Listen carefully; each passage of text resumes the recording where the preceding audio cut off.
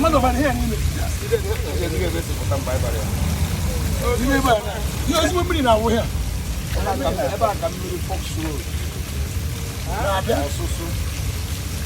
I'm a woman of people. I have one million of them also. Never know.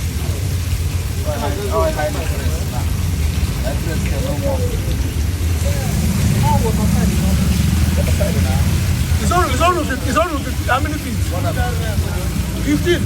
More than 15 is in the phone. I'm here now. More than 15. That's 15. Where are you 40 feet? Yeah, about 50 feet. I'll go back on intro.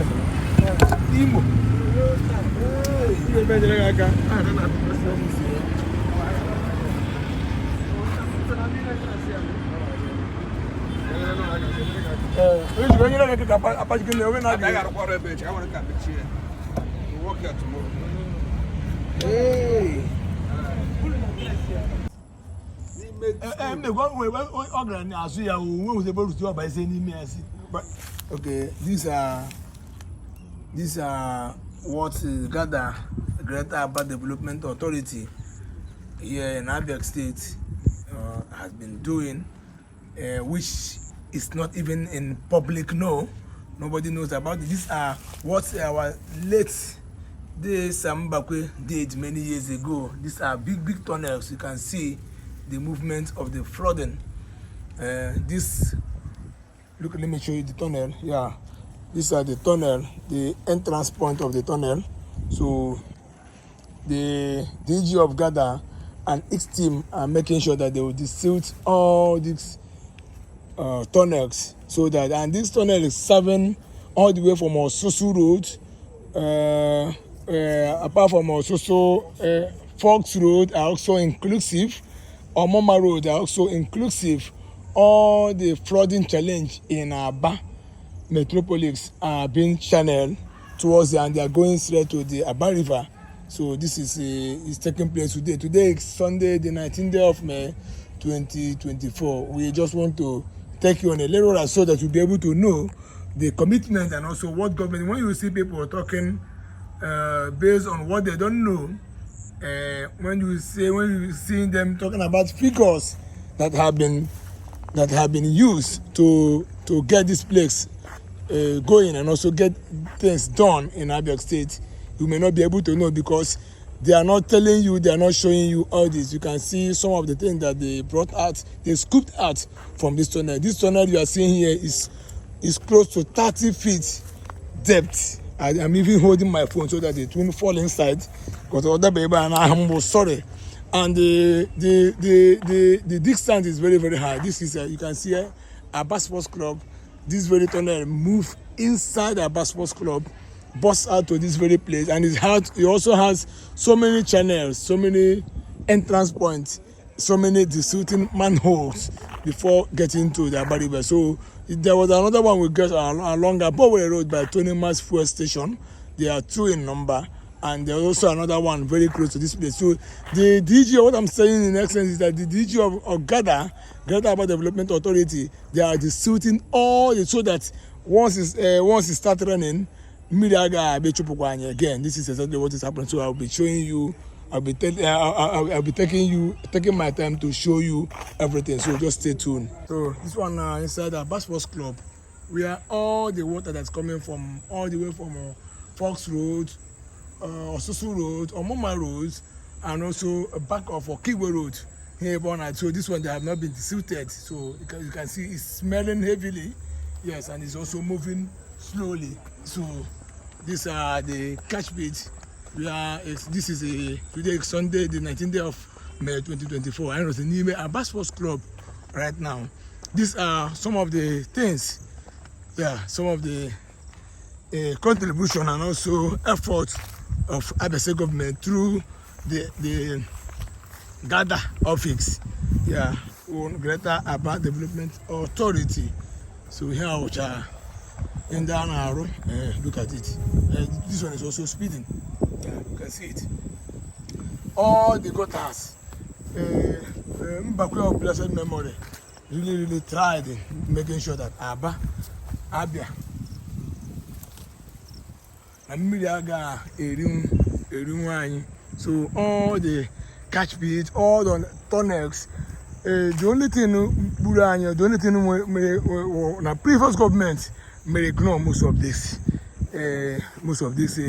drainage. So for the corner here close way up to alternative at the end of the day it didn't work out. Just like during the last administration, Fox, what happened along Fox Road, they made a pump out. It didn't work. Why did it fail? Because how will you be able to sustain it? It never worked. Because diesel now pump continuing flowing on its own.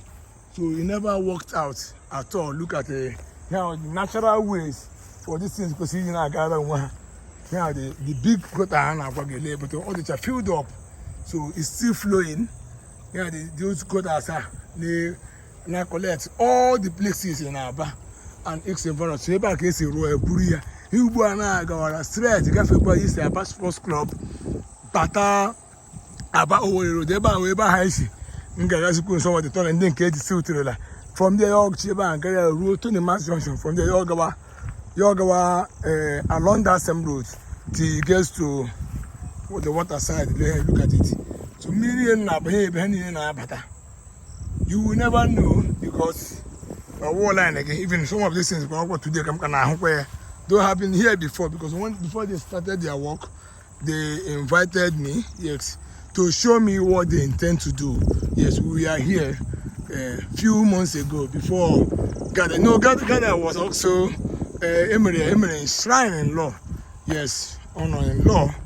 Gather Office Greater Aba Development Authority. Yeah, so with the DG architect Uche UKJ, look at the media and Agwage. Yeah, they are flowing. Look at how dirty and dark it looks.